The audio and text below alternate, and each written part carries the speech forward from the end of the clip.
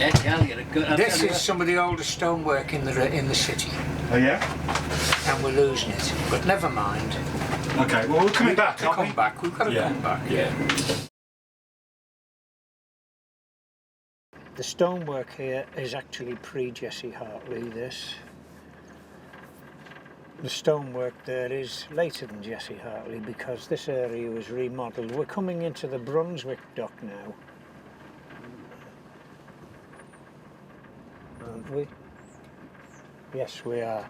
And behind me here was where the Jonathan Holt line used to tie up. John Holt's trading to West Africa. Very beautiful ships. Elizabeth Holt, Florence Holt, and for some reason or the Rose of Lancaster. They weren't part of the Alfred Holts. They were separate Holts. Behind those houses there, those flats there, was Jesse Hartley's dockyard, where my great-grandfather and my grandfather both served their apprenticeship, and I served part of my apprenticeship. This is the yellow duck coming past us, which is the cruise boat. I actually managed to sit in the same seat that my great-grandfather had sat in the canteen, but I was only allowed to sit in it for a short while because somebody else had ownership rights. In the meantime, I wouldn't mind, but they used to fight like hell over seats, and there was only a quarter of the canteen used because it had been built when there was a couple of thousand men working there. They were down to about 500 men when I was there, so there was loads of spare seats, but there were rows every morning. But when my grandfather served his time, which would be the pre-1900, an awful lot of the men were illiterate. Most of the tradesmen were literate and certainly were numerate, but they used to start early in the morning and they'd stop at 8 o'clock for breakfast. And when they'd finish their breakfast about 1:15, or the cook would be there, they would give them the bacon, the eggs, the tea and all the rest of it, and he would have the breakfast ready for them. They would eat their breakfast and then they'd put a chair on one of the tables, and one of the senior tradesmen would get that morning's Daily Post and read the news out to them, and that's how they got their news in those days. Fabulous little bit of social history, but of course it was sixpence for a Daily Post, which was a lot of money in those days, a lot of money, and that came out of the tea money. There was thousands and thousands of dockers around here, herds of what looked like wild beasts, but they were these little electric bogies charging around with lumps of cargo on it. But the dock was originally built, and the area behind us, which we'll have a look at when we're coming back, was a slope down to, it wasn't a quay wall like that, which is why there's Jesse Hartley stone there again. We'll see that on the way back. It was a slope, and the timber ships from Canada used to come in here and go bow on, and they had great big holes cut in the bow, and they used to launch all the great bulks of timber out. But there was dispute amongst the timber merchants as to whether the best way to store the wood was to get it out and dry it out, season it, or leave it floating in the water. They couldn't decide, half and half, they couldn't decide. But then the ships were getting bigger, the entrances were too small, they wanted a bigger, better dock facility, so they built the Canada Dock down in the north end. This where we're going past, we'll go past, but that's the way out at the moment. But in my time there was an 80-foot lock there and a 100-foot lock there, and all Harrison and the Harrisons were on that berth behind us there. This is known as Kelley's Island, or who the hell Kelley was I don't know, but it's where we used to repair the dock gates. And yeah, there's the lock over there. Oh, yeah. This is the 100-foot lock, and that was the 80-foot lock. And come sailing time, there'd be as many as 6 or 8 ships going out on the tide, a lot of ships. This was Elder Dempster's berth here, and then beyond that wall up there is the Toxteth and the Harrington Docks, which are both filled in now, but they were very, very busy docks, and Elder Dempster's had all of that key there. Here was one of the great achievements in Liverpool in job creation. When Mrs. Thatcher quite deliberately murdered Liverpool and withdrew all the grants, British American Tobacco wanted to rebuild their factory in Vauxhall, but were told no, you've got to build it in Corby and we'll give you a grant, and no grant will be available in Liverpool. And they felt so bad about it that they took a 3-decker shed that was behind us here and they converted it into industrial units for small firms at good rates, and there was a smashing cafe in there and a little museum and everything. It was really, really, really good, and about 350, 400 jobs in there. And then the corporation planners gave permission for it to be knocked down. It was a listed building, and they delisted it without anyone knowing and gave permission for it to be knocked down and redeveloped. And you can see the redevelopment that's happened, and that was about 5 or 6 years ago. They did want to build a very large skyscraper there, but that fell through. One of the most famous sailors' pubs in the world, certainly 20th century sailors' pubs, and probably 19th century as well, is just at the back of us here, the Seven Steps. And we'll get John Woolen to tell you the story about the Seven Steps. He was the purser in the Palm Line, and there'd be, on a Friday night, there'd be 4 ships sailing. It might be a late night tide, and they'd all be in the Seven Steps, and there'd be 4 different ships' husbands in there trying to work out who was supposed to be going to which ship. But Johnny said, I used to just bribe them with cases of ale. Get back and I'll give you a case of ale. It worked wonders.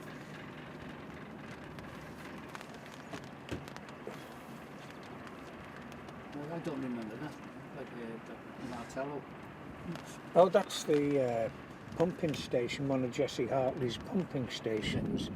And the grain warehouse was where, well, the big building behind it was a bonded store in my day. Yeah. And they used to keep rum there, and they used to barrel it and bottle it.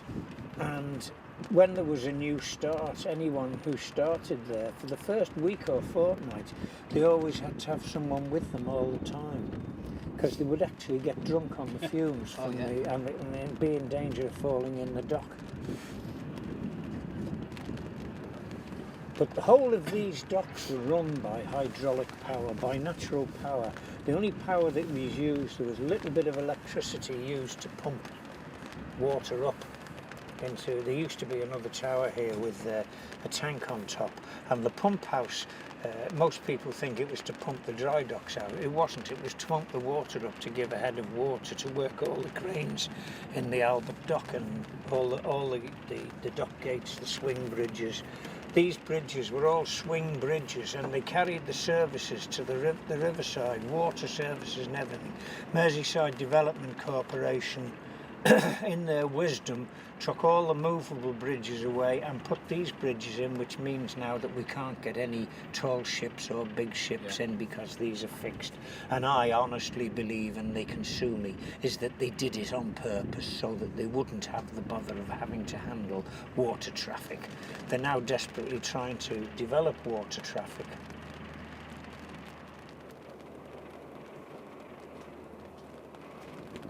And this building and the Albert Dock, exactly the right amount of materials were ordered to build them, because he ordered exactly, well, you can see how much of the building's been knocked down because of those pillars that are there. He ordered exactly the right number of pillars to build this building and the Albert Dock building, and they were a bit short because they decided to extend the Albert Dock buildings, and they had to substitute stone pillars, and I'll show you where they are when we get round there. There was a lot of fruit brought in here and over there. The booth line was there, carrying mainly Brazil nuts, in huge quantities and under the auspices of Barney Lafferty, the king of the animal smugglers, a large number of exotic pests and things to which they largely restocked Chester Zoo after the war. But we'll tell you some more stories about Barney later. These, of course, now are very prestigious and very expensive waterside flats.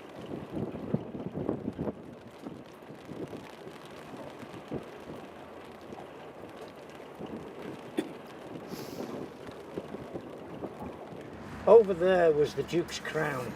This is where the Guinness boats laid up, and they used to bring the Guinness in from Dublin. And Guinness didn't travel well, so it was made much stronger than its normal strength, and it was landed here in barrels and taken off to J.P. O'Brien's or Guinness exports to be bottled off. But a cask would be trundled across to Mark Cunningham's, the Duke's Crown, and it would be left for a couple of days to settle because it was in danger of a nuclear explosion. And once it was settled, she would start, well, she always had half a barrel there, but it took 20 minutes to draw a pint of Guinness, and she would always have a dozen or 20 pints of Guinness impartially filled, and when people came in and bought them. And I asked a policeman once, because there was a lot of people got absolutely rat-arsed, and I said, you must get, no, he said, get no trouble around here. He says, if they've got a belly full of this stuff, there's no fighting. And that ramp there needs to be removed, because that is the passageway between here and the Canning Dock. And if that was removed, we could bring the tall ships into this dock, which is their old home, their original home. This was the second dock to be built. This is what was known as the South Dock, but because family had the salt warehouse here, it was known as the Salt House Dock. Salt actually was Liverpool's first export, first trade export, and a lot of trade, and coal. And once again, this bridge was built deliberately so it couldn't be moved. And these are what's known as Jesse Hartley's Triumph. These warehouses, they were actually a disaster, because he started building them in 1841 and finished some years later. And technology, as it wants, doesn't go ahead gradually, but it goes ahead in great leaps. And the size of ships had doubled and even trebled in the time he was building it, so it was actually too small. But it was very useful as a coasting dock, but these were largely bonded warehouses. Over there where our boats are, that was where the Harrison line first started the brandy trade, with the cognac and whatever the name, Charanti. The Harrison line went under the name of the Charanti Steamship Company, and this is where we first started bringing all the brandy in, causing all the bad habits. The stonework, of course, you can see is typical of Jesse Hartley. 1841, they got the permission to go ahead and build these docks. Were they in use when you were around? Were they left in uniform? Oh yeah, I spent 6 weeks here fitting a single bar to a capstan. It should have been about 2 hours work, but Billy Curry and I were in disgrace. We were in exile. We were in exile, and with a bit of luck you'll be able to see the capstan. And we were having a great time, because you didn't see women on any other part of the docks, but there were women work down here, and of course all the office workers used to come down. God, we were nearly demented, 17 years of age, and all these girls around, just posturing and posing around, and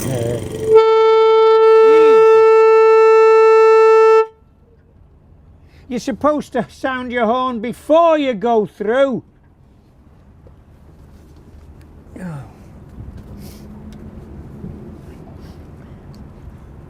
This dock, of course, is named after George Canning. It was one of the very earliest. It was originally known as the dry dock, not because you dry docked ships in it, but because it dried out with the tide. The original ferry was here. It went from here just over there to Woodside, and the very first Mersey ferry, which was to Runcorn, or it was from Runcorn to Liverpool. The pump house behind us here was not a pump house. These are the graving docks. These are listed buildings which you can't see. All you can see is the wall, but you will see the gates as we go around the top. And the pump house used to pump water into a tank where it says pump house, and that was the water. That head of water worked all the machinery in the Albert Dock. It opened and closed the dock gates, the river dock gates, the bridges, everything. They allowed it to fall into disrepair, and when the Merseyside Development Corporation modernised the whole stock, they didn't modernise that. And what works the docks now is Jesse Hartley's backup system from 1841. That's how far technology has come along. The building there at the end of the Maritime Museum was the traffic office, the Mersey Docks and Harbour Board traffic office, where all the traffic was controlled. This stonework here, that's Jesse Hartley stonework when he modernised it, but this, we'll get it on the way back, wasn't. We're going through now to where the entrance to the very first enclosed commercial dock in the world was, which absolutely revolutionised world trade. And when the opportunity came, it's still there in its entirety, in pretty good order, underneath all those shops there, all those buildings there. And instead of excavating it and turning it into something useful, they built a shopping centre. They built a bus station on top of it and a shopping centre. Another opportunity lost.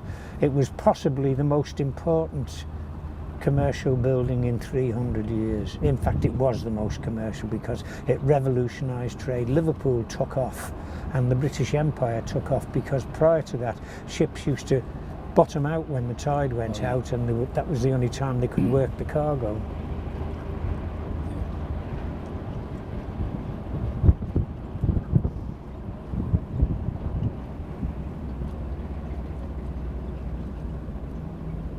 In later years, at one time Liverpool was quite a thriving, well, it wasn't a thriving fishing port because most of the fish that was caught was consumed locally. But there were 6 or 8 trawlers working out here regularly, and they belonged to a fish shop in West Kirby, but he also expanded into a fish wholesaler in the fish market alongside St John's Market there. And 8 trawlers could barely supply the fish that was consumed in the city during the week. Was that for the Friday's consumption? Yeah. Well, no, they were eating all week. This was the site of the old dock, the entrance to the old dock. In fact, where we're sailing now, there was an octagonal chamber where the ships used to come in and stop. This is the bar lightship that we'll be coming to in a moment. You can see where the stonework was interrupted. And that was the entrance there. Looks like a render, that, doesn't it? That is, yeah. That was the cut through there. Oh, right. There. Oh, yeah. That'd go through to Stay's house, wouldn't it? Yeah. Oh, right. Yeah.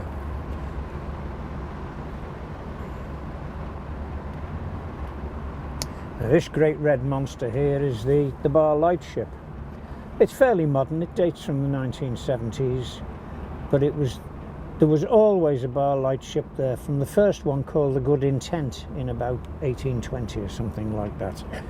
And it was always the first and last thing we saw on our way in and out of the port. When you saw the bar lightship, you knew you were getting close to home.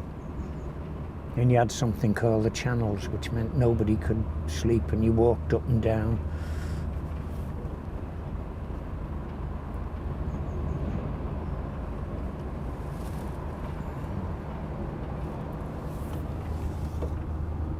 Tell him to go up the cut. All right, Mark. Now, this was the entrance into the George's Dock. And they're the last gates. They're 1770, started building it in 1762. And you could go through from here into the George's Dock where those buildings are now, and out the other side into the Prince's Dock.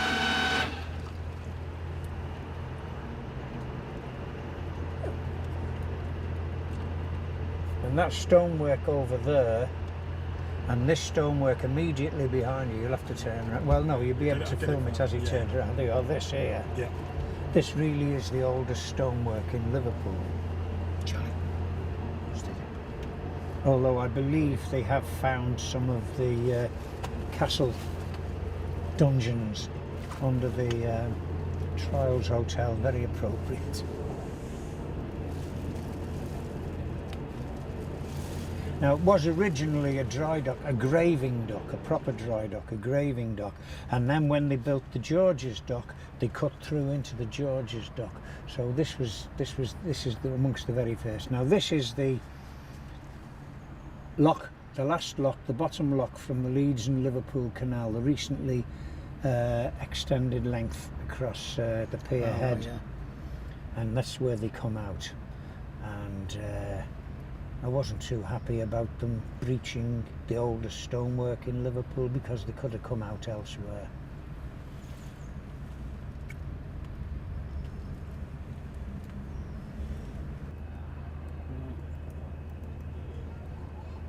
In their remodelling of this dock, the Merseyside Development Corporation didn't do us any favours because they put a new sill. A sill is the most important part of the dock gates.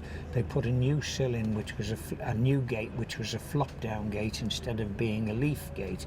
And the flop-down gate lost us 2 metres of water with the tide, which means they can only open the gates for an hour at the most. The Brunswick, the lock for the marina, they get 3.5 hours either side of high water.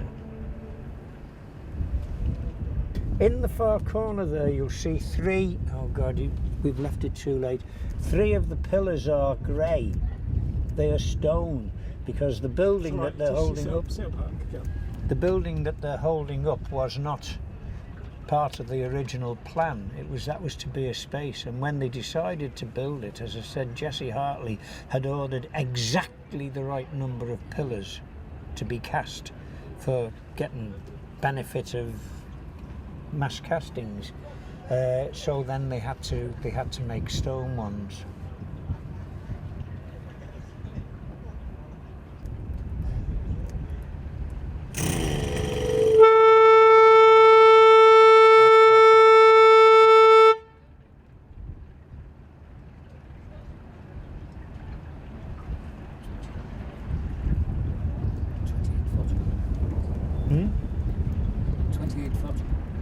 Yeah. But these are in Roman numerals as well, so they were still Roman. He was still using Roman numerals up until this is 1840s, 1850s.